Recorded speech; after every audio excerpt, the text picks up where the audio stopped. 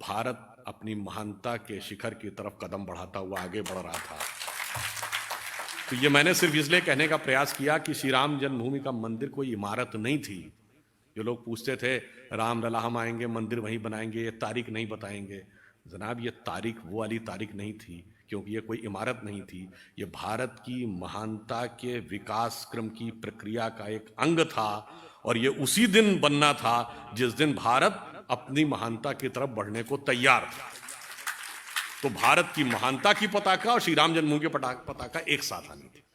और इसलिए मैंने एक बार कहा भी, एक बार एक सज्जन हमसे डिबेट में कहने लगे साहब हम तो काल्पनिक मानते हैं। तो एंकर ने कहा भाई ये तो काल्पनिक मानते हैं। तो हमने कहा कि मुस्लिम थे वो, तो मैंने कहा कि मैं इनकी बात से सहमत हूं। तो एंकर ने कहा कि आप क्या कह रहे हैं, आप इनकी बात से सहमत हो? मैंने कहा हाँ, मैं बताता हूं क्यों सहमत हूं।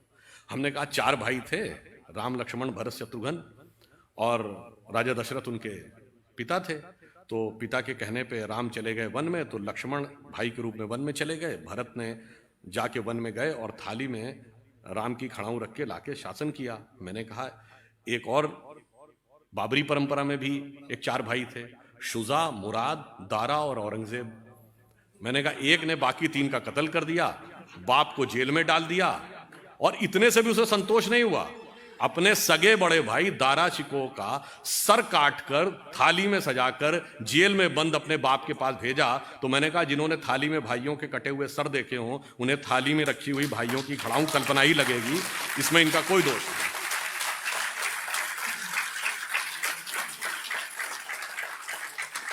इसलिए मैंने ये कहने का प्रयास किया कि ये जो बदलाव है वो किस चीज। और मैं ये कहता हूं भाई आप किसी मजहब पंथ को मानने वाले हो, ये बता दो घर में क्या चाहते हो। बुढ़ापे में तुम जेल में हो और एक भाई 3 को काट चुका हो, या आपके एक वचन की रक्षा के लिए आपके बेटे कुछ भी करने को तैयार हो। वैसे ऑन द लाइटर नोट, थोड़ा विषयांतर पे जाते हुए, हमारे जितने भी धर्म ग्रंथ है ना, इनके अंदर बहुत गहरा तत्व छुपा हुआ है। शायद आप में से कभी किसी ने ध्यान दिया, क्योंकि उसके लिए बहुत सूक्ष्म बुद्धि की आवश्यकता होती है। ये भगवान राम 4 ही भाई क्यों थे? 3 या 5 भी तो हो सकते थे। हमारे हर चीज का रीजन है। 4 भाई किस बात के प्रतीक हैं? 4 पुरुषार्थ, धर्म, अर्थ, काम, मोक्ष। श्री राम धर्म के प्रतीक हैं, लक्ष्मण जी काम के प्रतीक हैं, मोक्ष के प्रतीक भरत हैं, और अर्थ के प्रतीक शत्रुघ्न हैं। इसीलिए लक्ष्मण ही वन में क्यों गए राम के साथ? क्योंकि कामना या काम जो है सदैव धर्म के साथ संलग्न ही रहना चाहिए, उसके साथ पृथक नहीं हो सकता, तभी वो सन्मार्ग पे रहेगा। और भरत ने ही खड़ाऊ रख के शासन क्यों किया? क्योंकि मोक्ष प्राप्त करने के लिए अंतर की यात्रा करनी है, एक प्रतीक को भी सामने रख के आप वह यात्रा कर सकते हैं। और शत्रुघ्न अयोध्या में ही क्यों रहे? क्योंकि अर्थ राजधानी से बाहर नहीं जा सकता, इसलिए वो वहीं पे रहेंगे।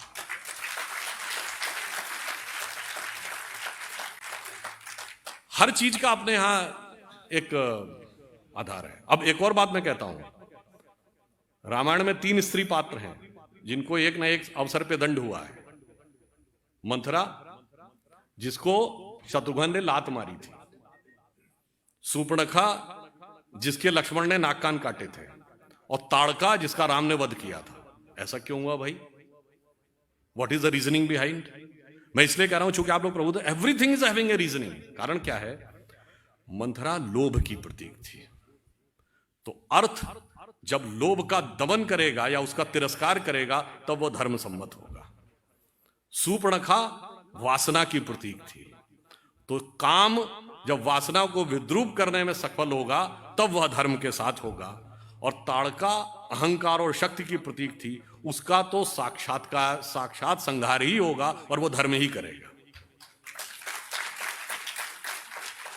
इसीलिए आपने शायद कभी ध्यान न दिया हो, राम रावण का संघर्ष होता है तो रावण के 10 ही सिर क्यों थे?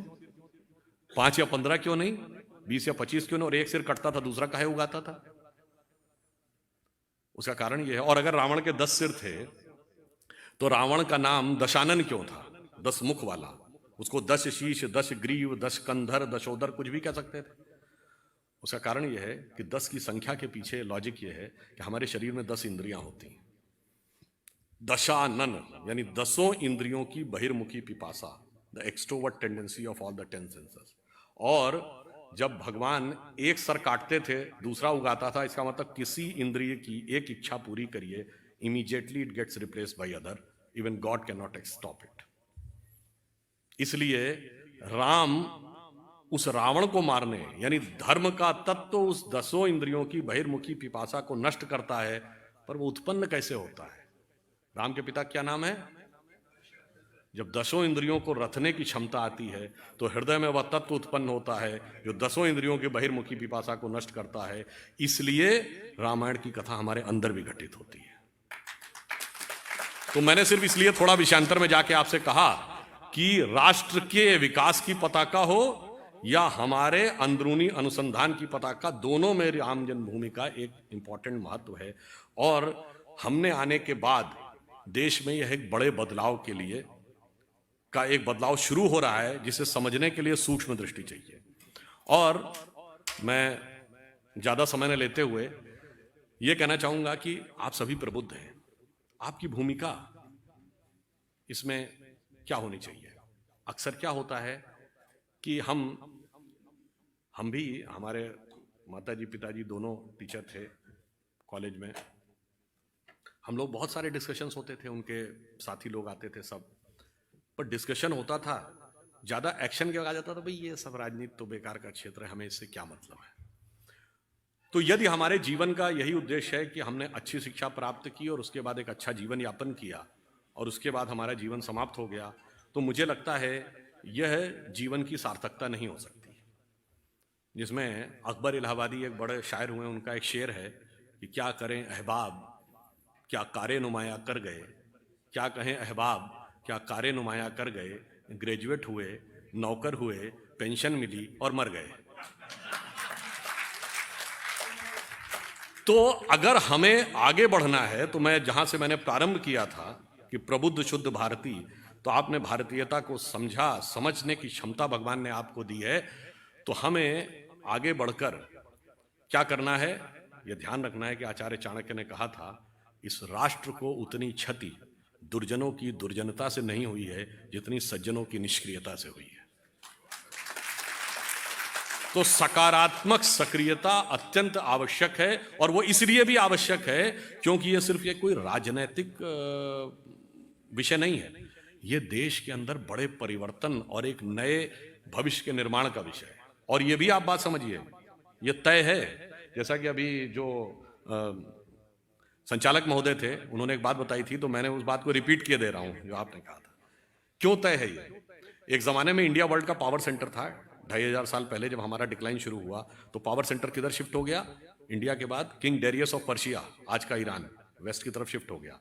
उसके बाद जब पर्शिया का डाउनफॉल हुआ तो बगदाद का एम्पायर आया, मेसोपोटामिया। उसका डाउनफॉल हुआ तो टर्किश एम्पायर आया। जब टर्किश एम्पायर का डाउनफॉल हुआ तो रोमन एम्पायर आया। यानी देखिए वेस्ट की तरफ शिफ्ट होता जा रहा है। रोमन एम्पायर का डाउनफॉल होया तो दुनिया में पुर्तगाल और स्पेन का जमाना आया। जब पुर्तगाल और स्पेन का वक्त खत्म हुआ तो ब्रिटेन और फ्रांस का जमाना आया। और जब ब्रिटिश एम्पायर डाउनफॉल हुआ तो अमेरिका का जमाना आया। अमेरिका में सबसे ज्यादा prosperous west coast, San Francisco, Los Angeles belt. फिर जापान का जमाना आया, फिर tigers of Asia Pacific, Hong Kong, Singapore, Taiwan, Macau का जमाना आया। अब चीन का जमाना है। अब अगला जमाना कहाँ है ये आप समझ लीजिए, इसमें किसी भी प्रकार का संशय नहीं है। अच्छा, वो जमाना लाएगा कौन ये भी समझ लीजिए। 1 जनवरी सन 1901 जब 20वीं सदी का पहला सूरज इस धरती पे उगा तो इस देश में किसकी सरकार थी? अंग्रेज की। 1 जनवरी 1951 में इस देश में किसकी सरकार थी? कांग्रेस की। और 1 जनवरी सन 2001 को जब 21वीं सदी का पहला सूरज उगा तो इस देश में किसकी सरकार थी? अटल जी के नेतृत्व में हमारी, और अगले दशक में मोदी जी के नेतृत्व में पूर्ण बहुमत की। मतलब साफ है कि 19वीं सदी अंग्रेज की थी, 20वीं सदी कांग्रेस की थी, 21वीं सदी भारतीय जनता पार्टी। तो अब आप ये मान लीजिए कि एक तो आपको पूरे अर्थ के रोटेशन से समझ में आ गया कि वक्त हमारा ही आने वाला है, और उस आने वाले वक्त में हमें कौन ले जाने वाला है यह भी आप अच्छी तरह समझ लीजिए। और कैसे, इसमें एक बात और अंत में जोड़ देता हूं। देखिए कई बार क्या होता है, कितना भी आप बौद्धिक डिस्कशन कर लीजिए और आप पढ़ लीजिए, जब तक आप साक्षात नहीं देखते आपको विश्वास नहीं होता है। गीता का इतना बड़ा उपदेश भगवान कृष्ण ने दिया, तो क्या अर्जुन को उसके बाद भी कॉन्फिडेंस आ गया था? अर्जुन ने समझा महाराज वो तो ठीक है, मगर कैसे इनको जीत पाऊंगा मैं? तो भगवान ने विराट रूप दिखाया था और कहा था देखो ये तय है, तुम्हें शासन करना है और ये भूमि पे पड़े होंगे। तो अर्जुन ने कहा महाराज जब ये तय है तो फिर काहे बात का खून खराबा करना, आप पलक झपकाइए, मैं यहां बैठा हूंगा और ये नीचे होंगे। तो भगवान कृष्ण ने कहा तय तो है, मगर मिलेगा कर्म के सिद्धांत के अनुसार ही। और भगवान ने विराट रूप अर्जुन को दिखाया था और एक बार विकराल रूप दुर्योधन को दिखाया था। वो भी मैं संदर्भ में बता देना चाहता हूं। आजकल बहुत चर्चा होती ना कि हिंदुत्व मतलब बोको हराम, ISIS, और हिंदुत्व अलग है, इसके व्याख्यान करता, प्रवचन करता बहुत सारे उत्पन्न हो गए। तो मैं बताना चाहता हूं भगवान श्री कृष्ण हिंदू भी हैं, हिंदू धर्म के भी प्रतीक हैं, वही तत्व है, और हिंदुत्व भी वो है। क्या है वो? जब बाल कृष्ण के रूप में मक्खन खाते हुए घूमते हैं तो भी वो वही ब्रह्म है। कौन ब्रह्म है? वही ब्रह्म है जिनके लिए रसखान ने लिखा है जाहि अनादि अनंत अखंड अछेद अभेद सुवेद बतावें और ताहि अहीर की छो हरियां छछियाबर छाछ पे नाच नचावे। वो मोहक बालक भी वही साक्षात ब्रह्म है। और जब अन्याय होता है, अन्याय क्या था कि जब दुर्योधन के पास प्रस्ताव लेके भगवान कृष्ण गए तो उन्होंने कहा पांडवों की तरफ से कि न्याय तो कहता है कि मुझे आधा राज्य दो, पर 5 गांव भी दे दो तो मैं शांति से बैठ जाऊंगा। दुर्योधन ने कहा सुई की नोक के बराबर भी नहीं दूंगा। यह अन्याय की पराकाष्ठा थी। जब यह अन्याय की पराकाष्ठा हो जाती है तो वही बाल मोहक स्वरूप के जो ब्रह्म थे उन्होंने दूसरा स्वरूप दिखाया, और तब भगवान ने अपना विकराल स्वरूप दिखाया। उन्होंने दुर्योधन से कहा देख, दिनकर ने अपनी कविता में लिखा है द्रगहो तो दृश्य अकांड देख, मुझ में सारा ब्रह्मांड देख, नभ में ये कुंतल जाल देख, पग के नीचे पाताल देख, गत और अनागत काल देख, मेरा स्वरूप विकराल देख। तो हिंदू धर्म में यह भी है, हिंदू धर्म में यह भी है। कब होता है? जब सुई की नोक के बराबर भी हमें न्याय न दिया जाए। ये कब हुआ? मैं उदाहरण भी बता देना चाहता हूं सारे लोगों को बताने के लिए। 1986 शाबानो केस, सुप्रीम कोर्ट का जजमेंट पलट दिया जाता है। क्यों? तत्कालीन भारत सरकार ये स्टैंड लेती है कि मजहबी मामला है, मजहबी मामले में कोर्ट का दखल सुई की नोक के बराबर भी नहीं होगा। अगर कुछ कह दिया तो पार्लियामेंट संशोधन करके पलट देगी। और अगले वर्ष जब श्री राम जन्मभूमि का विषय आता है तो कहते हैं भगवान कहां पैदा हुए, इसमें तुम्हारा सुई की नोक के बराबर दखल नहीं होगा। अदालत में साबित करना पड़ेगा, कागज और सबूतों पे साबित करना पड़ेगा। और इतना ही नहीं था, यह भी साबित करना पड़ेगा कि यही अयोध्या थी कि नहीं, यह भी साबित करना पड़ेगा कि राम भी हुए थे कि नहीं, या उनके एक नेता ने बोला था 10,000 कमरे थे तो इसमें हुए थे कि नहीं। यह वहां न्याय की पराकाष्ठा थी। इसलिए फिर वह हिंदुत्व भी दिखाना पड़ता है। और ऐसा नहीं कि यह कोई 100 साल पुरानी बात है, यह भी मैं कह देना चाहता हूं। ये तो छत्रपति शिवाजी महाराज ने हिंदवी स्वराज्य और हिंदू पद पातशाही स्थापित किया था, और जिसके लिए कविराज भूषण ने लिखा था, वो कहते ना हिंदुत्व शब्द पहले नहीं, उन्होंने लिखा राखी हिंदुवानी हिंदुआन का तिलक राख्यो, स्मृति पुराण राखो वेद धुन सुनी में, और शाही के सपूत शिवराज शमशीर तेरी, दिल्ली दलदाब के दीवाल राख्यो दूनी में। आजकल होते तो शायद उनको कहना पड़ता इटली दलदाब के दीवाल राख्यो दूनी में। खैर, मैं अंत ये करके कहने का प्रयास करूंगा कि जब भगवान ने विराट स्वरूप दिखाया तो दिखा दिया था ना कि यह तय है। मगर अर्जुन से क्या कहा? बस कर्म करो, तय तो यह है। उसी प्रकार से भारत का भविष्य तय है। भारत का भविष्य किस रास्ते से जाना वो भी तय है। बस आपको क्या करना है, सही चीज पे उंगली की दिशा तो भगवान ने दिखा दी है, आपको अब उस उंगली का सही प्रयोग करना है। जैसे आपके मोबाइल में कोई गाना रिकॉर्डेड होता है, अब रिकॉर्डेड तो वही है, बस आप पुश करते हैं गाना बजने लगता है। उसी प्रकार भारत का भवितव्य तय है। आप उसमें न सिर्फ भागीदार बनिए बल्कि अपने साथ के बाकी लोगों को भी आप अपनी मेधा से, प्रतिभा से लोगों को इस बात के लिए कन्विंस करिए। और ये जिस प्रकार का एक वर्ग भेद, जाति भेद और हमारे बीच में एक जगह जगह पार्थक्य और आपस में लड़ाई करवाने का जो प्रयास किया जा रहा है, इसको स्मरण रखिए और स्वतंत्रता के इस 75वें समय में, अमृत महोत्सव में स्वतंत्रता को सार्थक करिए। और ये बात ध्यान में रखिए कि हो गए हैं स्वप्न सब साकार, कैसे मान ले हम, टल गया सर से व्यथा का भार, कैसे मान ले हम। अब आगे की चीजें आपको समाज को समझानी है। वेश वाणी तत्व दर्शन दूसरों का यह सभी ले, विकृति को हम ग्रहण करते निज प्रकृति को आज भूले, इस विदेशी नकल को अब अस्मिता क्या मान ले हम। हो गए हैं स्वप्न सब साकार, कैसे मान ले हम, टल गया सर से व्यथा का भार, कैसे मान। तो उस व्यथा के भार को समझिए और मां भारती का वह मार्ग प्रशस्त करिए जिसमें कि जाना बिल्कुल तय है। किसी भी प्रकार का किंतु परंतु मत रखिए।